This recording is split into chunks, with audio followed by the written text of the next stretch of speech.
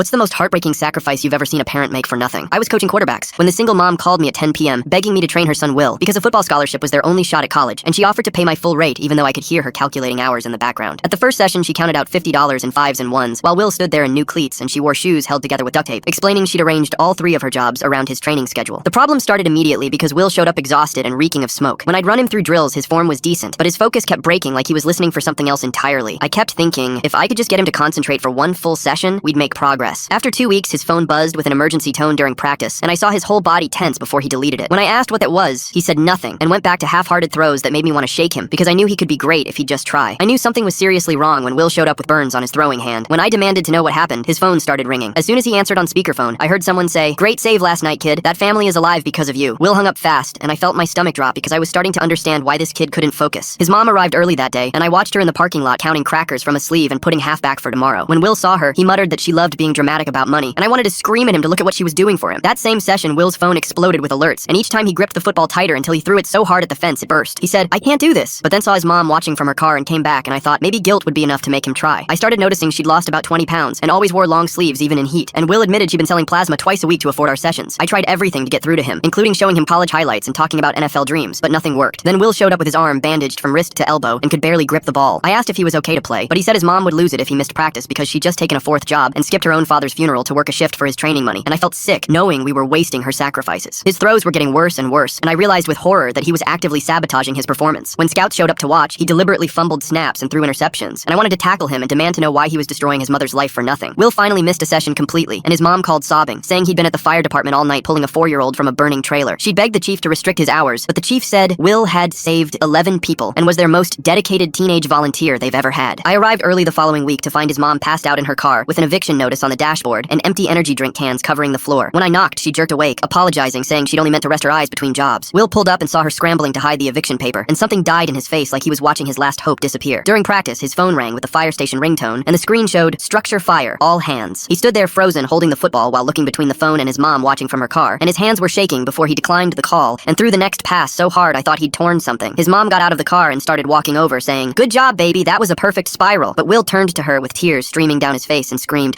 "I just let people burn so you could watch me throw a stupid ball. Are you happy now?" His mom's face went white, and she frantically started listing everything she'd sacrificed, including selling her mother's wedding ring and sleeping in 24-hour laundromats and selling plasma until she had permanent scars and eating nothing but leftover fries from work. Will stared at her for a long moment and then said the words that still wake me up at night. "I never asked you to set yourself on fire to keep your dream alive, and now we're both burning." Will came to our last session after working fires all night, and I begged him to warm up, but he was too exhausted to listen. On his first throw, his knee popped like a gunshot. The torn ACL meant no scholarship, and he failed the firefighter physical because of his limp.